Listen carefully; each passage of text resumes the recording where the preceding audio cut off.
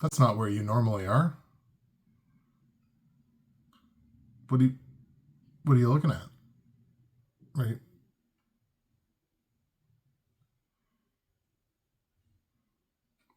Did I do that? Wonder how that's actually going to look on the final edit. What's happening, everybody? Justin, Bridgewater's Finest on YouTube, Blockbuster_guy on Twitter, and yeah, that happened. That's actually a thing that happened. 12 up, 12 down. Never happened before. I may never do it again for as long as I do this. But yeah, 12 up and 12 down. 4-0 straight up, 4-0 against the spread, 4-0 on the totals, 12-0. I didn't even realize it happened. I started getting notifications of comments on last week's video talking about like, oh man, it was perfect and da-da-da-da, and like fire emojis and stuff. And I'm like, what's going on? And then I go and I look and I'm like, oh, I didn't get anything wrong. Holy cow. And I mean, look, you have to have the humility if you do something like this to be like, you're gonna get picks wrong. Like everybody's like, oh, I can't believe you got this wrong. It's like, you're gonna get picks wrong every single week. Apparently, unless you're me last week. So look, 12-0 means I'm now 14 games over 500 on the season. And just 2 short weeks ago, I was talking about how much of a struggle this season has been. And it has been up until the last couple of weeks. But this incredible 22-2 run that I've been on the last 2 weeks has completely turned the season around. Now a full 15 games over 500 straight up. 3 games over 500 now against the spread, and only 4 games underwater on the totals. Remember how terrible I was at the beginning of the year with the totals? I think I was like 1-10-1 through the first 2 weeks. Like, I was terrible with the totals for the first 3 weeks or whatever. Like, couldn't buy one. Look, it's a long season every single year. That's the kind of perspective you got to take on it. I'm certainly relishing this 12-0 week and this hot streak that we're on. Unfortunately, did kind of give it back a little bit on CFL Fantasy last week. Only 87.6 points in a week where there were a lot of fantasy points scored. I was unfortunately not on that boat. 1266.7 now on the season. My average comes down by a little more than 2 points per week, down to 115.2. Still a very good average, but I did tumble 178 spots overall across the fantasy game. Now, outside of the top 250, at number 293. The top 500, I'm still inside that by about 30 points, which is nice, but the top 250, I'm trailing behind now by about 8. So still obviously very much in the thick of things there, and that was only kind of 1 week. We kind of get back on the horse here and sort of build back up to that top 250. In my 2 CFL fantasy leagues, which is the CFL Central and Christina Costabile's league, I did obviously drop a bunch of spots in those leagues as well. Down 25 places in CFL Central, down to 40th out of 1,340. My God, there's 1,300 teams behind me in that league. And in Christina's league, now 24th out of 372. So I did drop 14 spaces in that league. Shout out to my MVP from week 11, which was Riders running back AJ Ouellette. 21 touches of the football, 117 all-purpose yards. Was only good for 16.7 points, and he was my MVP. So that's just reflective of kind of how the week went in total. And a perfect week tees us up for a Week 12 slate of games that looks like this. The Winnipeg Blue Bombers are on the road in Montreal to take on the Alouettes. The Edmonton Elks are in Ottawa to take on the REDBLACKS. BC is in Toronto taking on the Argos, and the Riders travel to Calgary to take on the Stamps off of their bye. The Hamilton Ticats are on bye this week, mercifully, after I think 8 straight games. By the way, I caught some flack on the CFL Facebook page for commenting about Hamilton's loss, being like, well, I mean, they played 8 straight games. Like, there was a huge rest discrepancy for 2 consecutive weeks. I had a lot of people kind of rip into me for that, and it's like, what do you want me to say? Rest discrepancy is a thing. Sorry, you're just learning about it now? Anyway, let's start in Montreal, where the Alouettes play host to the Winnipeg Blue Bombers. The Bombers were on the right side of a walk-off last week over the Ottawa REDBLACKS, winning that game 30-27. They did squander a 20-3 halftime lead. So look, 17-point lead. Ottawa did come roaring back late in that game. Weirdly enough, after the injury to Drew Brown, when Dustin Crum came in, I think he was good for 2 touchdowns in that game. They did lead a comeback, but Winnipeg ultimately hangs on and wins it with no time left on the clock. Not much really separated those two teams in that game. A quarterback injury, Nick Dembski going for 128 yards on 6 catches. There was not a lot really that separated Winnipeg and Ottawa in that game last week. Winnipeg was just on the right side of things.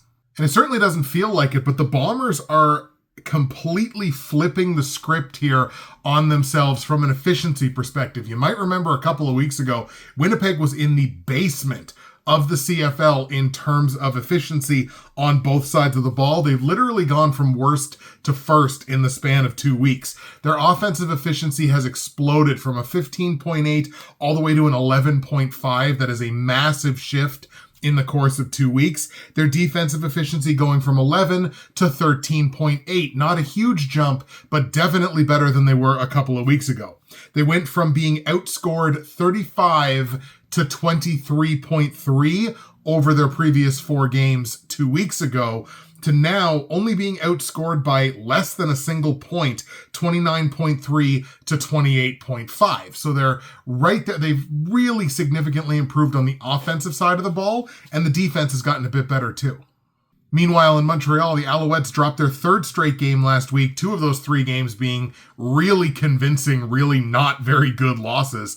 And look, I had to wear the Montreal shirt this week, like in solidarity with the Alouettes, because these guys just have the absolute worst luck. A 3rd significant quarterback injury. This time, Caleb Evans now out for the season, tearing his ACL early in that game last week. They are now down to the 4th string quarterback that they've got on their roster, James Morgan, who will be getting the start this week. They did also re-sign Shea Patterson, so he's in the quarterback room now as well. Basically just hanging on for dear life until either McLeod Bethel-Thompson or Davis Alexander is ready to get back in there under center.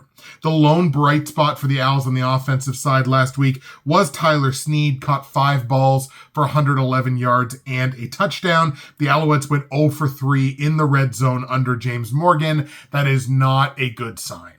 And the Alouettes are officially in the efficiency basement of the CFL, a league worst 16.4 offensive efficiency score. They are the only team scoring fewer than 23 points a game over their last 4. The rest of the league has kind of skewed towards more efficient, higher scoring offenses. Montreal's gone entirely in the opposite direction, unfortunately, while the defense is basically crumbling under the weight of an inefficient and ineffective offensive side.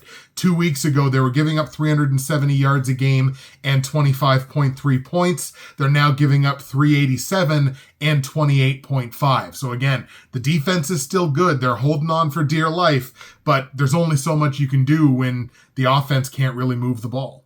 Ultimately, I do think we kind of see more of that this week. Both of these teams are going to be playing their 6th consecutive game, so there's the fatigue on both sides, but no real discrepancy or advantage on either side. The Bombers have only won 1 game on the road this year, so it's not like this was like a gung-ho, yeah, definitely take them here.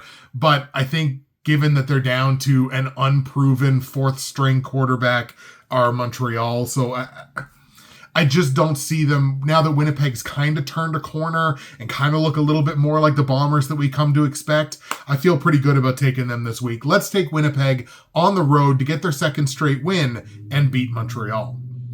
On the line, Montreal taking +6 against the spread here as a very strong home dog. Montreal under 500 against the spread this season at 4-6. It's a lot of points, but I think I got to lay it on Winnipeg. I think their defense has been playing better lately in general. So I think -6, it's under a touchdown. I feel kind of gross about it, but I think I am going to lay it. Total in the game set at 48.5 points. My initial lean here was to stick under, but again, the league is kind of trending a little more to, higher scoring, more efficient offenses. These two teams are combined 11-7-1 to the over this year. So let's take an over on this number, 48.5 points over in Winnipeg, Montreal. We're going to go 30-20 in favor of the Winnipeg Blue Bombers. So not a strong over, but I do think it gets over this point total. Winnipeg wins. Winnipeg covers the -6. Give me an over on the 48.5 point total. Let's go to the nation's capital now, where the Ottawa REDBLACKS are going to play host to the Edmonton Elks. The Elks now winners of 2 straight games, toppling Toronto last week by 8 points. Another 12-point fourth quarter comeback for the Edmonton Elks does overcome what was a really solid start from Nick Arbuckle in that game last week, Edmonton against Toronto. Justin Rankin touching the ball 18 times, 179 all-purpose yards, and a rush touchdown. He is so boom or bust, but when he booms, he definitely booms, and I might be hoping that he does that for me this week in fantasy, but we will certainly get there. Elks also won the turnover battle in that game 3-1. You win the turnover battle most nights, you're going to have a great chance to win, and that's just what they did, scoring that 12 points in the fourth quarter. Elks have won 2 straight. Edmonton has slipped off a little bit on the offensive side of the ball, but they continue to do some really good things on defense. Believe it or not, this Elks team is the number 2 team in defensive efficiency right now across the league over their last 4 games, a 15.7 D-efficiency score, and they're only allowing 22.8 points per game over their last 4. Some of that is opponent, but that doesn't happen by accident. They've turned a corner here defensively. They're doing some really good things. And once again, a lot of that is turnovers. They've generated 8 turnovers in their last 4 games, and a lot of them on downs. So once again, it's not just one player having a Herculean effort. When you generate turnovers on downs, that is a whole defensive effort. That is the entire defense gelling together and saying, we're getting off the field right now. And that's exactly what they've done. They've generated a number of turnover on downs over their last 4 games. That is a sign of a strengthening and improving defense. In Ottawa, the REDBLACKS get walked off last week by Winnipeg, as we mentioned, Sergio Castillo winning that game 30-27, and they lose Drew Brown yet again. Multiple injuries now this season for Drew Brown. It took a 24-10 second half run by the REDBLACKS to make that game interesting last week, which it certainly did. Once again, Dustin Crum coming in, generating a couple of touchdowns, making things interesting. 10 defensive players for the REDBLACKS currently sit on their injury report. Now, that doesn't mean all 10 of them aren't going to play, but the fact that you have so many, if you had 10 players on your injury report, period, that would be a problem. 10 of them on the defensive side is unsustainable.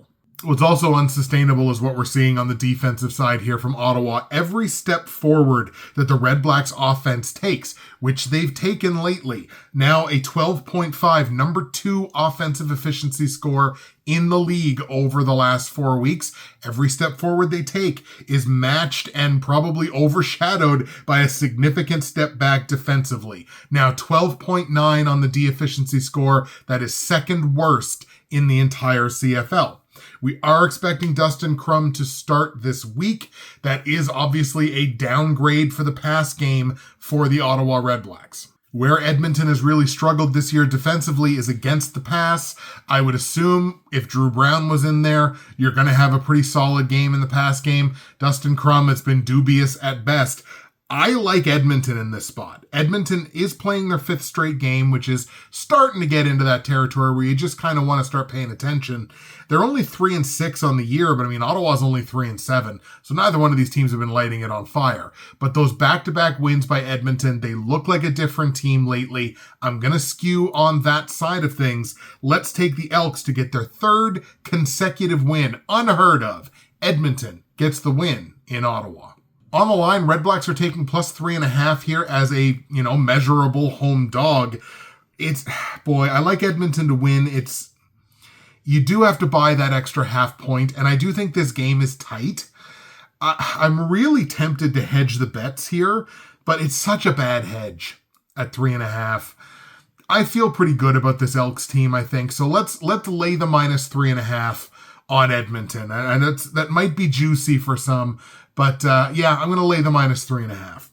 Total in the game set at 53.5 points. Both of these teams have combined to only hit 8 of 19 overs so far this season. I'm going to skew on the under here. Once again, I think this Elks team is doing some really good things defensively. I think that keeps the score down in this game. Let's take an under on the 53.5 point total. We're going to go like a 27-20 final score. Edmonton wins. Edmonton covers the -3.5. Give me an under on the 53.5 point total. Sticking in Ontario now, let's go to Toronto, where the Argos are going to play host to the BC Lions. Lions winners of 2 straight games, Argos losers of 3 in a row. BC last week doubling up the Montreal Alouettes. I think it was 36-18, winning their second straight game after coming off of their bye. Nathan Rourke tossing not 1, not 2, not 3, but 4 touchdowns last week. Keon Hatcher catching 2 of them, part of 11 catches for $156 through the air. 18 touches for James Butler. This just sounds like a well-oiled BC Lions machine. Not to be outdone, the Lions defense did dial up 3 quarterback sacks against the Alouettes last week, one of which was the play that Caleb Evans seemed to get injured on, but they did take 137 yards in penalties on 12 penalties as a team, and you know I'm going to say something about that. What I'm going to say is, don't do it again.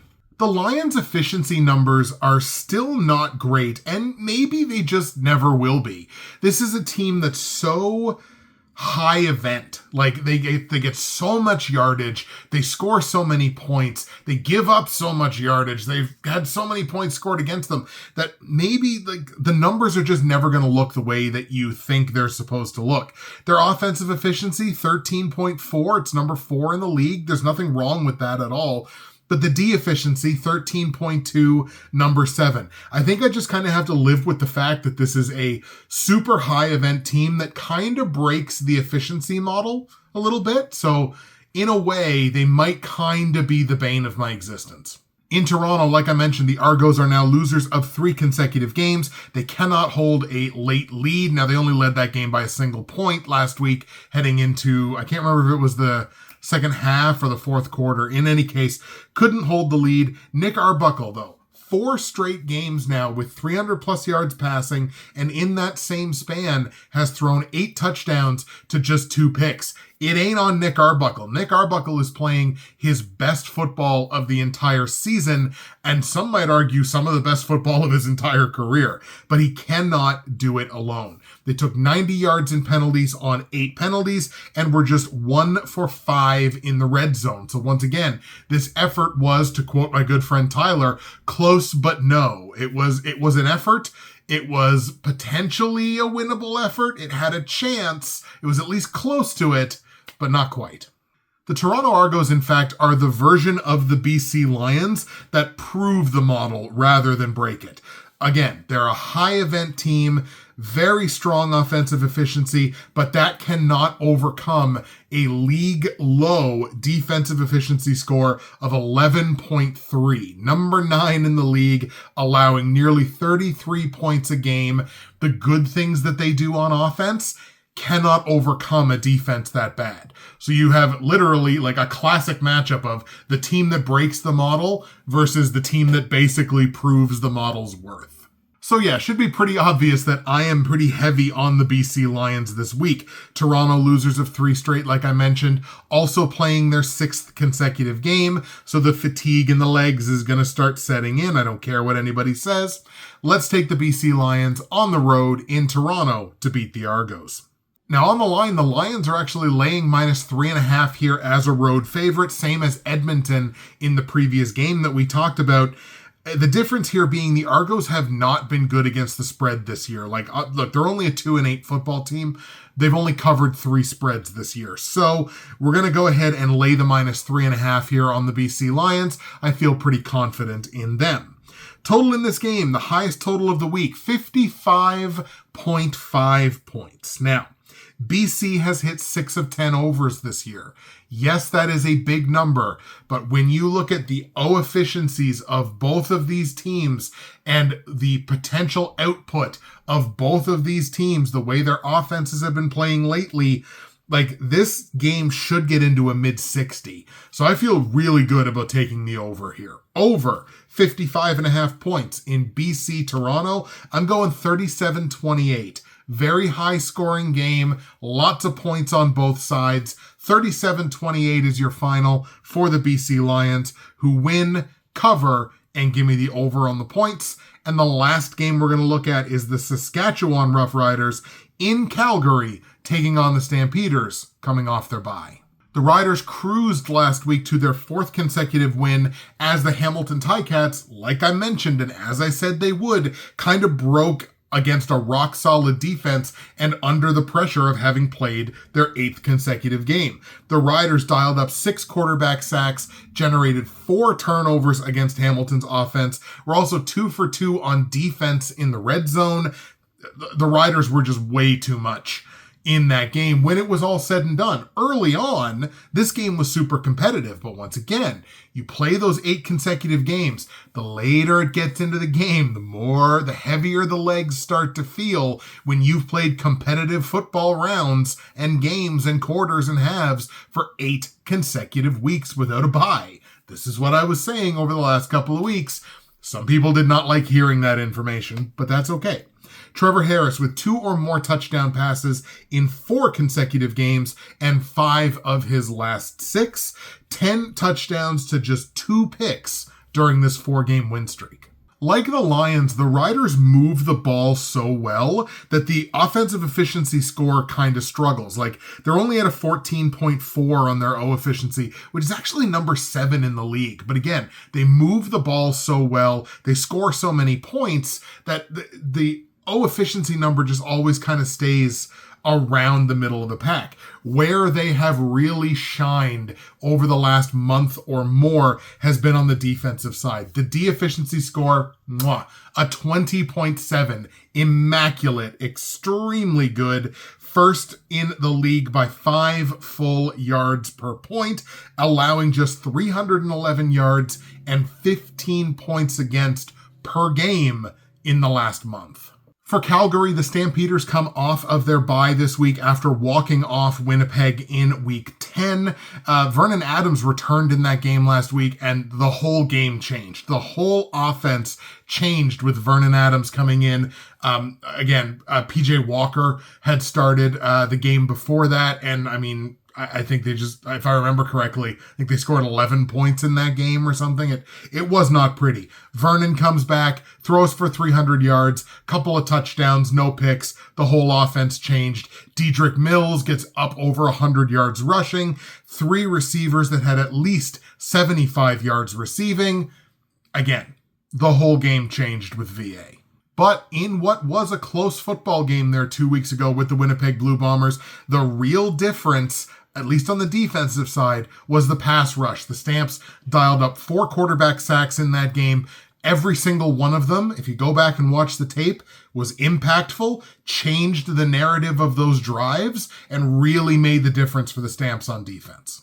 And speaking of, the Stamps are still hovering around the top of the league in terms of defensive efficiency. It's 14.2, which is good for number 3, but there are 4 other teams behind them that are within like a yard per point. So there's no margin for error here because the slightest change in that just tumbles you down the ranking. So all of these defenses, by this metric anyway, very, very close together. They do still have several key defensive pieces that are going to be out this week, and I think that might ultimately be the difference in this game.